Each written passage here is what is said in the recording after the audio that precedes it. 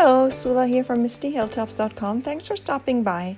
In this video, I'm working on a 4x6 autumn mini album titled Today is the Day, and I'm using the digital version of the collection Hello Autumn by Carta Bella, and then some stamps and dies. So I'm starting with one page, and that gets just a full background of a patterned paper from the collection. And the way I do it, I clip my papers to a 6x6 basically background paper, and then I cut them to size or crop them to size in my Silhouette studio before I print them.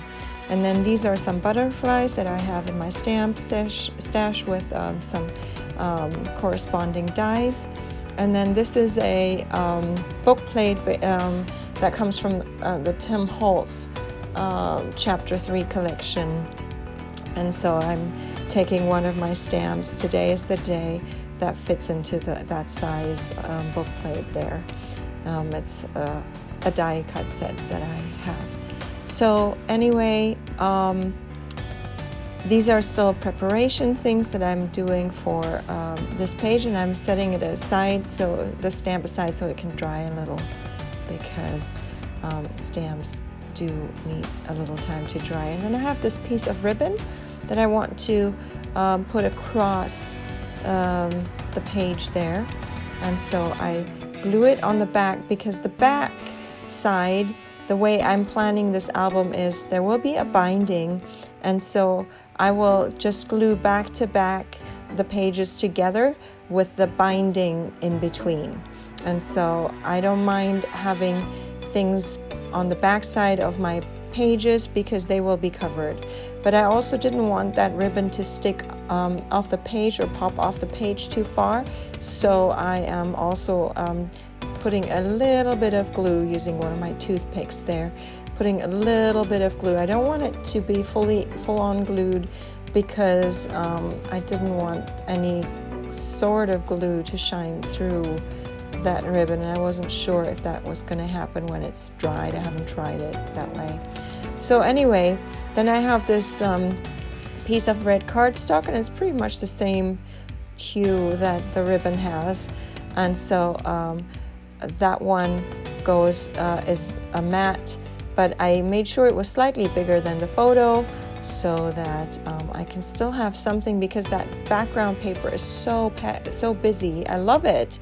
It's a beautiful watercolored leaf pattern, but I didn't want everything to get lost in that pattern, then otherwise I wouldn't want to decorate it in any way. So I needed some sort of solid color there, and I think that red cardstock is doing it. So here, the butterfly, usually I wanted it to show inward toward the photo, but the way I had the other little butterflies there, I felt it was better to have it look outward. Usually I'm trying to be mindful of these things. These are design principles. So looking inward toward in the center of the photo will draw the eye of the observer toward the photo, whereas putting it to like where it seemingly is flying away, then people seem to be looking away. So here I'm also matting, and I decided to put the strip on the red strips on that other pattern paper strip before I glue it down. Usually when I do it, I start with that with one of the strips onto the background, and I thought this was going to be easier. And here I want to make sure that the stamp there will be peeking from underneath the journal card that's there. This is one of the 4x6 journal cards, if I'm not mistaken, that comes with the collection, but obviously I clip everything to a 6x6 size paper, and so my journal cards will be smaller that way. And then I thought I'll have that same branch come off from that corner there, and then I always make sure I clean my stamps before I continue working. So here I'm ready now to glue down that paper strip with the two other paper strips underneath.